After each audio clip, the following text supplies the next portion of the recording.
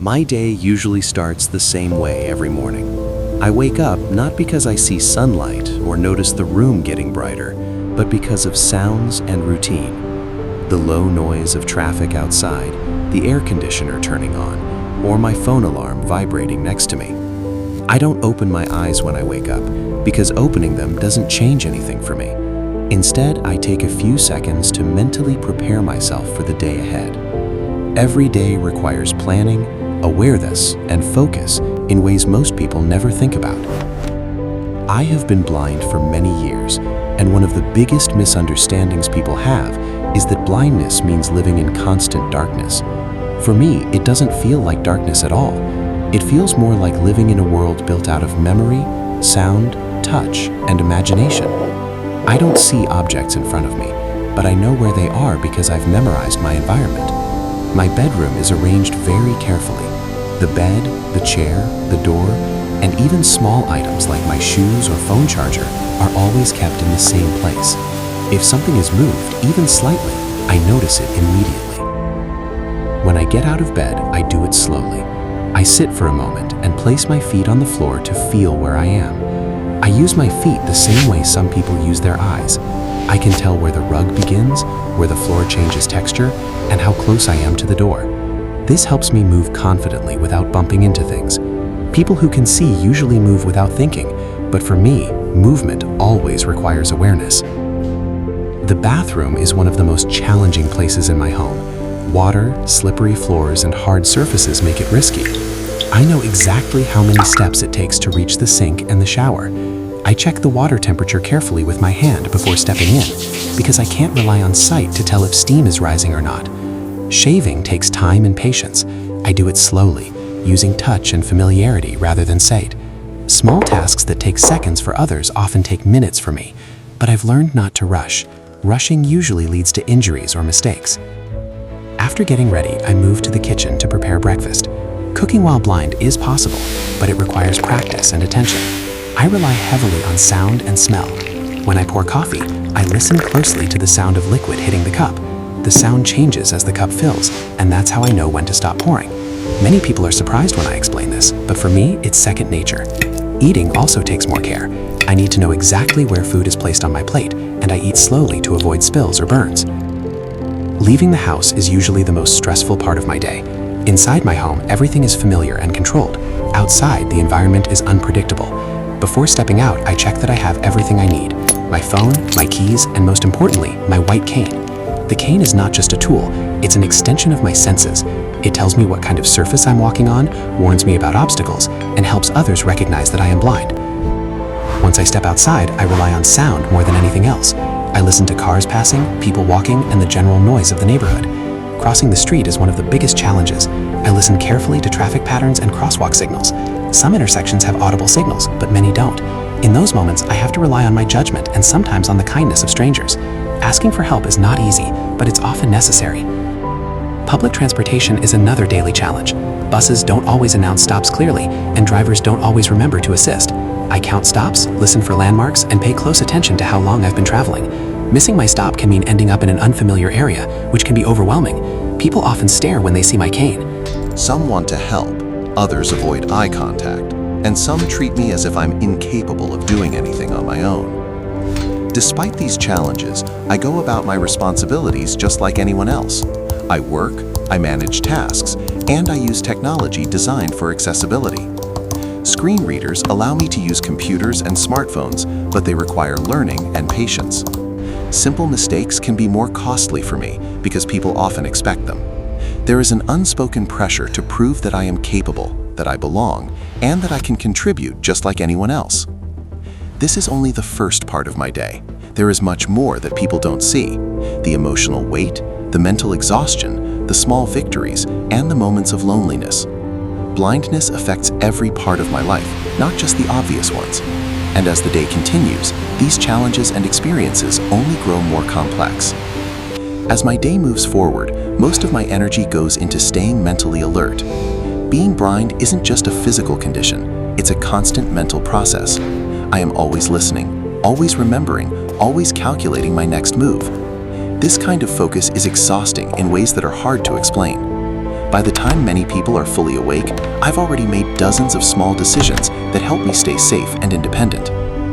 When I reach my workplace or begin my daily responsibilities, the environment matters a lot.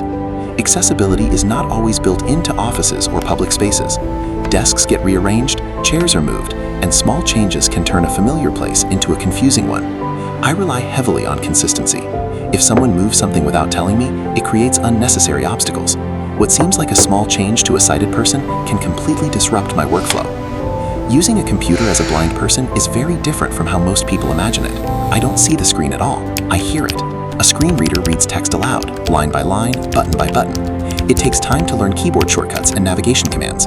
Tasks that might take someone 5 minutes can take me much longer, especially when websites or software are not designed with accessibility in mind. Poor design is one of the biggest barriers I face, even more than blindness itself.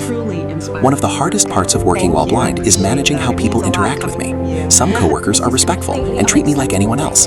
Others either underestimate me or overcompensate by trying to help too much. There's a fine line between support and control, and that line is often crossed without bad intentions. People sometimes speak louder to me, as if I can't hear. Others explain things in a way they would never explain to someone who can see. These moments are subtle, but they add up over time. Independence is extremely important to me.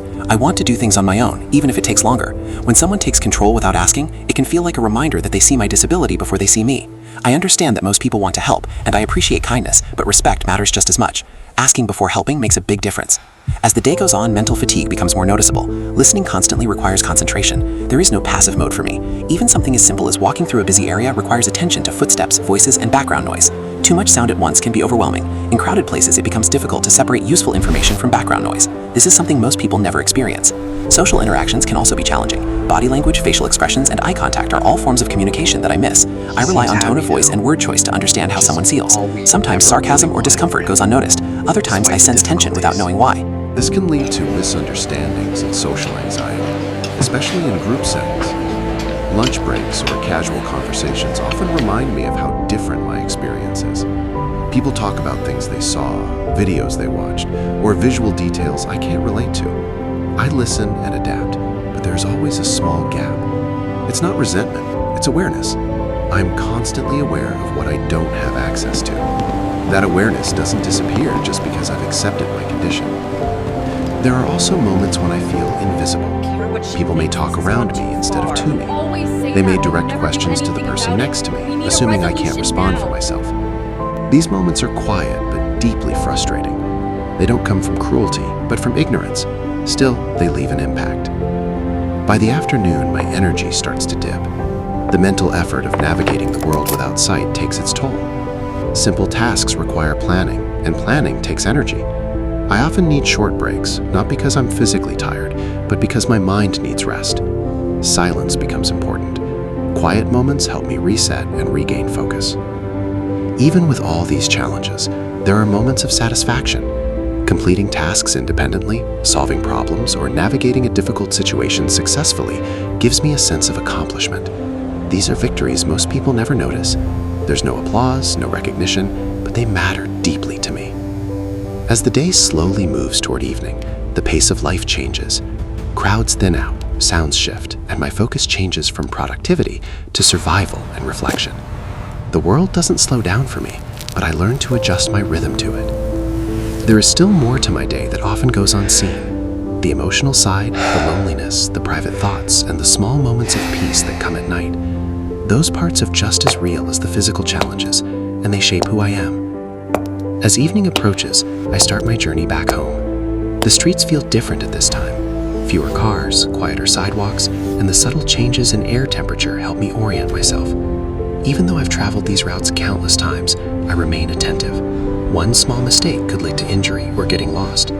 Navigating the world without sight is a continuous process of awareness, adjustment, and trust.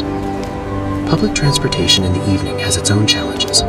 Buses are often crowded, and drivers may be tired or distracted. I rely on timing, memorized landmarks, and listening carefully to conversations around me to know when to get off.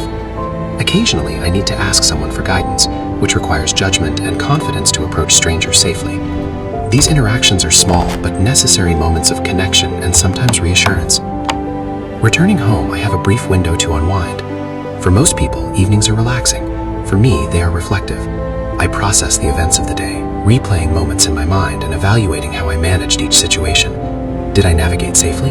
Did I handle social interactions appropriately? These questions are constant, and even when physically home, my mind remains alert. Mental fatigue is a constant companion. Dinner is another exercise in precision and patience. I rely on sound, smell, and touch to manage simple tasks that others take for granted, like preparing food, pouring liquids, or finding utensils. I often eat slower than sighted people because accuracy matters. Even small spills or burns can interrupt the flow of the evening and become frustrating reminders of the care I must always take. After dinner, I spend time on personal projects, hobbies, or work-related tasks that can be done from home. Technology helps a lot. Screen readers, voice assistants, and accessibility-focused applications make it possible to perform tasks independently. Yet every step requires concentration and planning. Mistakes can be costly or time-consuming, and the margin for error is smaller than for people who can see. Evening is also when the emotional weight of my blindness is most noticeable. Loneliness becomes more present. Social interactions are limited, and communication is often one-sided or indirect. While I have friends and family, the world at large remains designed for sighted people, and that reality is more evident when the day quiets down. I reflect on the small acts of independence and control that define my life, even if unnoticeable by others. There are moments of small victories that bring satisfaction. Finishing a task independently, navigating a route without assistance, or simply accomplishing what others assume I cannot, provide a sense of achievement. These wins are often private and subtle, but they matter. They remind me that blindness does not equate to inability. They are proof of adaptation, resilience, and persistence. Before heading to bed, I prepare for the next day. My environment must be organized, items placed consistently, and routines maintained. Blindness is not just a condition, it is a lifestyle that requires discipline and foresight.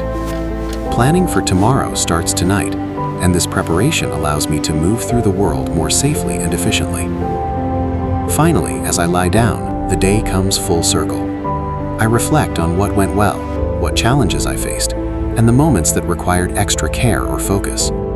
Sleep brings rest, but also an awareness that tomorrow will require the same vigilance, awareness, and independence. This is the rhythm of my life, structured, deliberate, and often unseen.